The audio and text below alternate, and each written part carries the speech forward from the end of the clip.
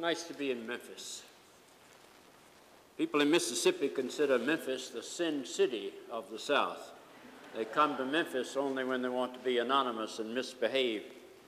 But I've always loved this city, and I've been here on a number of occasions. I had the privilege of doing some lectures at Rhodes College several years ago, and I came to speak to the church on the river, which is a really tough assignment because the preacher faces the congregation, but the congregation looks through a clear glass back to the Mississippi River, and you can watch the congregation watch the ships go by. Anyway, thank you for inviting me. I want to speak today and tomorrow on two small, rather obscure books in the Old Testament. I want to tell you their stories. Both of these books are found in what we call the Minor Prophets. One is only 14 chapters long, one is only 9 chapters long. Most Christians, and probably especially Episcopalians, would have a hard time finding either book if they had to open the Bible and immediately turn to them. And yet both of these little books have shaped in a very dramatic way our understanding of God. Let me set the stage for the first of these two books. It's the book we call Hosea. Let me begin with a question. Does God change? Is it possible that that which we think of as ultimate could actually always be evolving? A changing God is a very uncomfortable idea to most people. That's why we sing hymns like, "O thou who changeth not, abide with me." We make claims for the unchanging and unchangeable nature of the Christ. We call him the same yesterday, today, and forever. And yet history records that our understanding of God is always changing, continuously changing, over time, from society to society.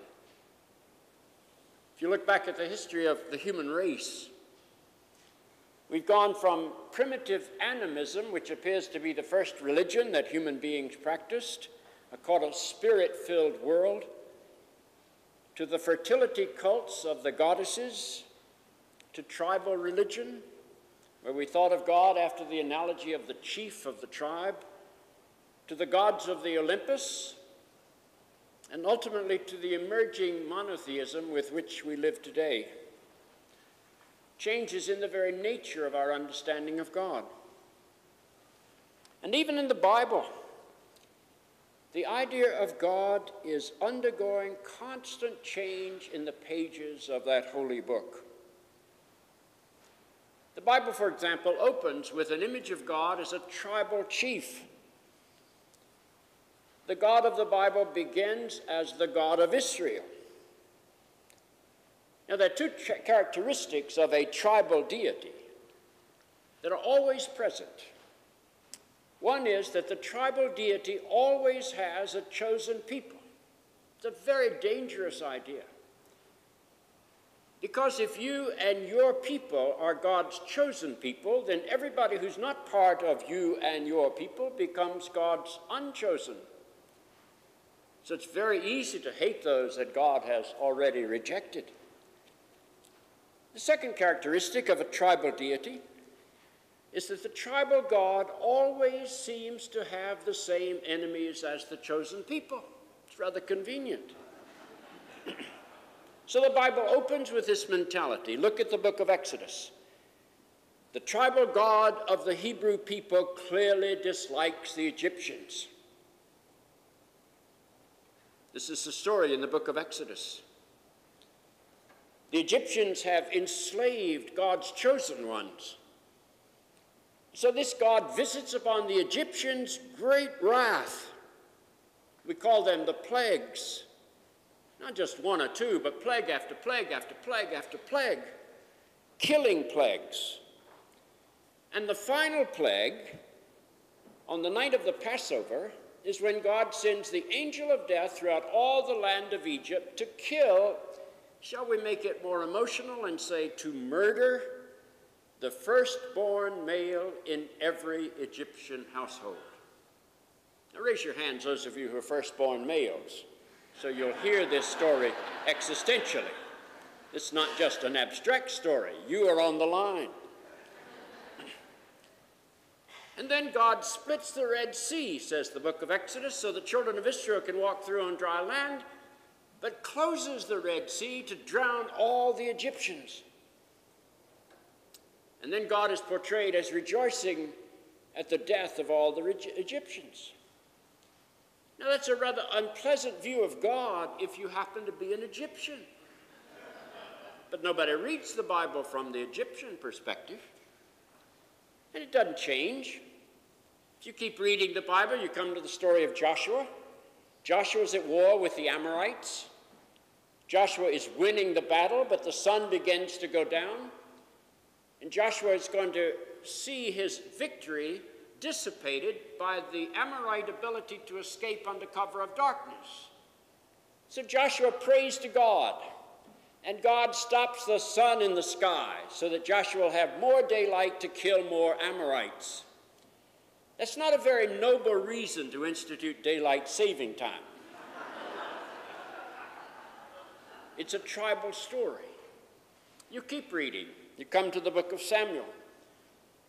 You discover that Samuel the prophet instructs King Saul to go to war against the people of Amalek. And in that war, Samuel says, you are to kill every man, every woman, every child, every suckling, every ox, and every ass among the Amalekites. In the sacred scriptures, God orders genocide through the prophet Samuel. And yet, if you keep reading this book, by the time you get to the end of the Hebrew scriptures, you find a different sort of word. You find the prophet saying, have we not all one Father? Has not one God created us all? And from the rising of the sun to its setting, God's name shall be great among the Gentiles, the unchosen. And in every nation incense shall be offered unto God's name. Now, how do you get from the tribal God who hates Egyptians and Amorites and Amalekites to the image of God still in the Hebrew scriptures, of one God, the Father of all human beings, for whom all nations shall be offering their praises? How do you make that transition? Well, you make that transition because in the biblical story, the image of God gets filtered through the lives of those we call the prophets. And how greatly we misunderstand the prophets. The prophets are not predictors of the future. They are not ecclesiastical Walter Winchell's. To those of you who are over 65, those under 65 won't know what that means. Or Jane Dixon's. They're not predictors of the future. The prophets are the people who transform the image of God for the lives of the people. And one of the prophets who transformed that image most dramatically is the prophet Hosea. So place Hosea into that context of the change from the tribal deity who hates everybody the chosen people hate to a God who is the universal love, who's poured out upon all people without discrimination. And Hosea stands in that exact spot. Let me tell you his story. Hosea was an older man, probably sedate, reserved, settled. But the tongues must have wagged in that village when the word got abroad that he was planning to marry a woman named Gomer, not to be mistaken for Gomer Pyle, who was the youngest daughter of a Jewish merchant named Diblaine. The tongues wagged because that seemed like such an extraordinary match. The older, reserved, sedate Hosea And this vivacious young woman, who had dancing feet and flashing eyes, who was the life of every party, who exuded energy with every pore of her body, people didn't quite see how that union would work out. But the marriage was set, the marriage was carried out, and Hosea and Gomer were married. And suddenly Hosea found himself in a social set that he had never been in before. Everybody wanted Gomer at the parties. The parties didn't really begin until Gomer arrived. The parties tended to end when Gomer left. She was the life of every party. She was vivacious, she was young, she was vital. And Hosea was very proud of his wife. Very proud indeed. And so he kept up this pace for a couple of years, and everything seemed to go well. But after a while, these parties kept going past Hosea's regular bedtime. He sort of liked to be asleep by 10 o'clock, and these parties wouldn't be over till about 12. So after he struggled through those extra hours for a month or 2 months or maybe a year, he decided that he'd like to work out some sort of marital compromise. And so he suggested that maybe he would come home about 10, and perhaps it was all right for his wife to come home later with some of her friends. A rather dangerous practice, I might add, in that very patriarchal society. But it seemed to work, and the marriage was helped by this decision. And so that became the practice, not every time, but regularly, and some more years passed. Then Hosea got to the place where he really didn't want to go out quite as often. And so they worked out a second compromise. Some nights he would simply put on his slippers and bathrobe and sit by the fire with a glass of wine and a good book. And Gomer went out to the party with her friends and would come home late at night with her friends when Hosea was already asleep. Again, a very dangerous practice in that patriarchal world, but it seemed to work for them. And so that pattern persisted again for a couple of years. And then the time came, as was probably inevitable, when Gomer did not come home. Hosea awakened the next morning, and she was nowhere to be seen. He began to inquire about her, and no one seemed to know. She'd been at the party, but no one seemed to know where she was. And Hosea searched frantically for her. Day after day after day, and there was no sign of her. It was as if she disappeared from the face of the earth. And after perhaps a month of searching, it got less and less frantic. And Hosea began to deal with the possibility that his wife might be gone forever. He still looked, but not at the same sort of every day, every week, every month pace. In the meantime, Gomer had entered into a fast lane. She had become the favorite of the jet set of Jewish society. She was the life of every party, and she kept everything alive. She seemed to be having a wonderful time, and years passed, 2 or 3 years. But after a while, even the most beautiful of the beautiful began to fade away. And Gomer would awaken, and she would look in the mirror, and she'd see crow's feet on each side of her eyes that had never been there before. And Gomer noticed that she was beginning to sag where she had never sagged before. And after a while, the jet set could find a younger and more attractive model. And Gomer began the almost inevitable descent in the life of that society. Far from being the favorite of the jet set of Jewish society, she became the favorite plaything of anybody who needed a plaything. And so the drama continued. But it was always sort of a one-way street. And even the ordinary folks began to tire of her after a few years, and her charms began to fade.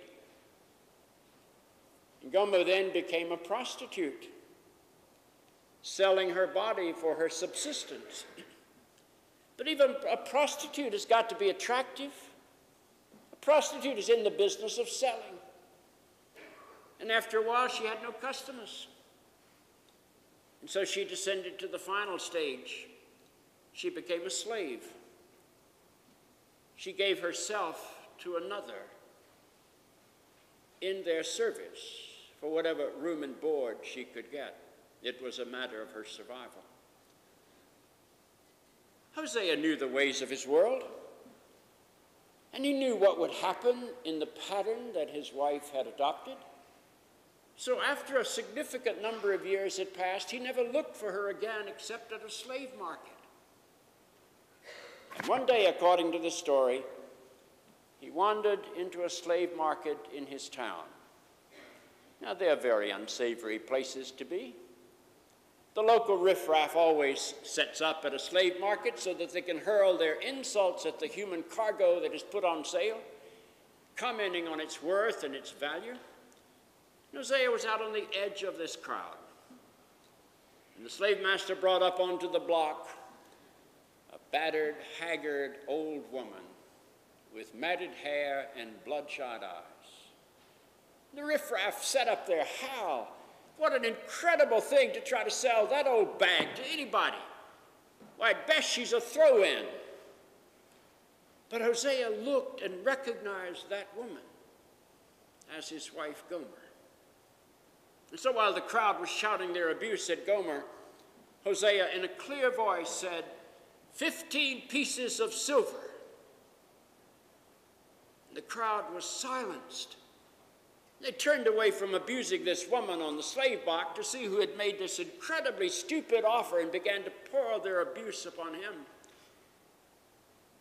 And the sedate Hosea walked through that howling crowd to the slave block, paid the 15 pieces of silver, took his newly purchased slave by the hand, walked her through that caterwauling crowd of insult throwers, and back to his home.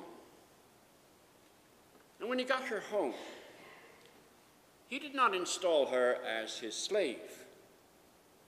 He installed her into the place of honor as his wife, the mistress of his household.